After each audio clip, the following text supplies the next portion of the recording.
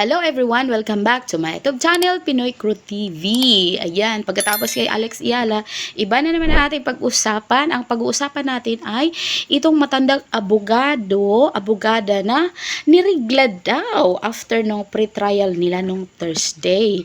O, tingnan natin kung bakit siya nirigla. Diba, nagsabi siya na yung bloodbath daw ni BP Sara ay baka maging take a bath na lang. So, nagkaroon sila ng pre-trial. Nagtataka ako bakit yung last year na impeachment walang pre-trial kasi hindi nga siya nag-progress dahil na-archive siya dahil binoto na hindi pagpatuloy, at saka yung Supreme Court sinabi na hindi siya valid. Kumbaga invalid siya, o di ba? Ang kabaliktaran ng valid ay invalid, o hindi nga siya nag-progress, ganon. At saka nagtataka din ako bakit nagkaroon sila ng hearing sa Kongreso na hindi naman sila nag-hearing last year. Kasi nga sabi ng iba ay nag-fishing expedition sila. So ito naman, nagkaroon sila ng pre-trial at baka bukas or sa Tuesday tutuloy nila at isasara na daw. So nagtanong ako sa sarili ko bakit meron. So naalala ko nung panahon ni Justice Corona nung siya ay na-impeach, wala daw silang trial noon. Wala silang pre-trial. Kaya na daw, may mga bagong ebidensya, may mga sobre na hindi nabuksan. Kaya siya ay at the end, after how many years, ay na-absuelto siya, na wala naman pala siyang kasalanan. So ang purpose daw ng pre-trial is to present the mga evidences.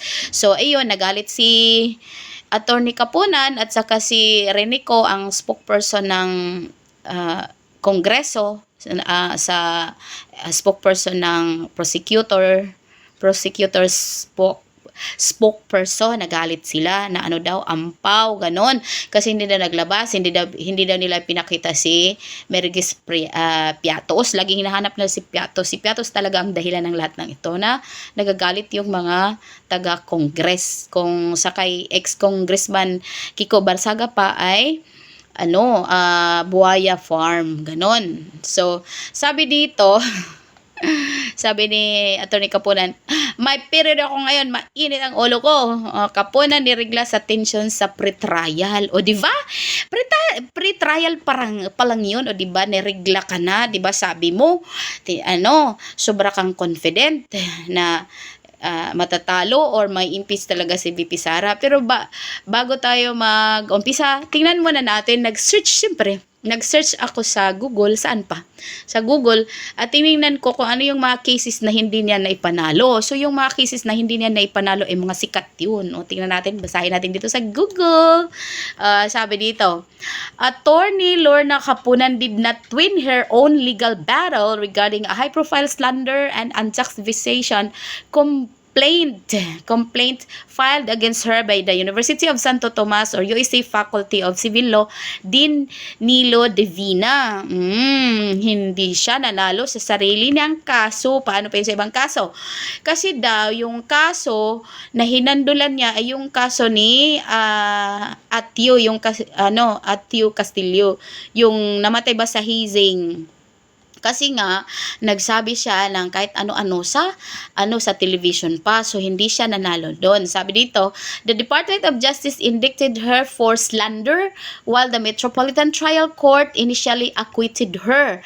But the Manila Regional Trial Court, RTC Branch 11, reversed the acquittal in July 2020, panahon pa ito ni Rodrigo Duterte. The RTC found her guilty of unjust vexation, sentenced her to 30 days of jail time. Nakulong ba siya? Nagpakulong siya.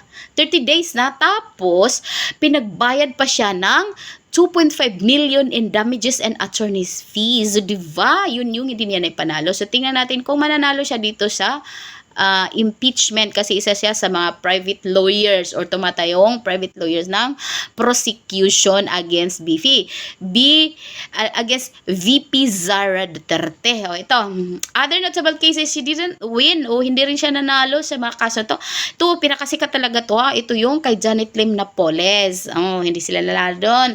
At saka, itong kay Haydin Ko, kung ang nalala niyo yun, sikat na sikat din yun noong December 2000, Hindi siya nanalo. Ganon. So, tingnan natin ang kanyang pahayag sa ng pagkagalit, nagalit at nirigla siya. Okay, sabi nga, nirigla daw siya.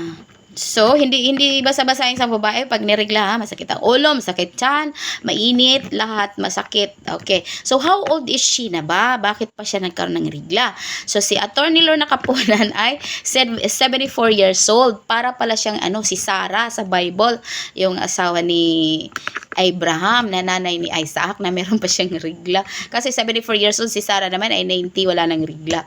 Tapos, she was born pala on April 1, 1952. Sure talaga na wala na siyang rigla kasi 74 na nga siya. So, bakit siya nirigla? Dito. A short statement by Attorney Lorna Capunan has been the subject of discussion following an alleged tension between the prosecution and the defense during the pretrial conference of the impeachment case against Vice President Sara Duterte. After the hearing, Capunan briefly told the media, "May period ako ngayon, may init ang ulo ko." So, yun. Capunan is among the private prosecutors in the impeachment case. Her statement came after reports of heated exchanges between both sides during the pre-trial conference. Paano nga naman magkaroon ng exchange? Kasi gusto nila na ilabas si Mary Grace Piatos. Hinahanap niya si Mary Grace Piatos. Ikaso hindi pa siya pinapalabas ni VP Sara. Gusto kasi ni VP Sara na surprise. Kasi naman, ang pre-trial para sa akin ay isang fishing expedition pa rin yun. Kasi sinasabi nga ni Attorney Rinico na dapat ilatag daw nila lahat ng ebidensya nila to counter the evidence of the prosecution para naman daw sila ay makapaghanda. Of course, kung ako naman siguro yung nasa puder sa lugar ni VP Sara, hindi rin ako maglalabas. Kasi nga, syempre, makapaghanda kayo.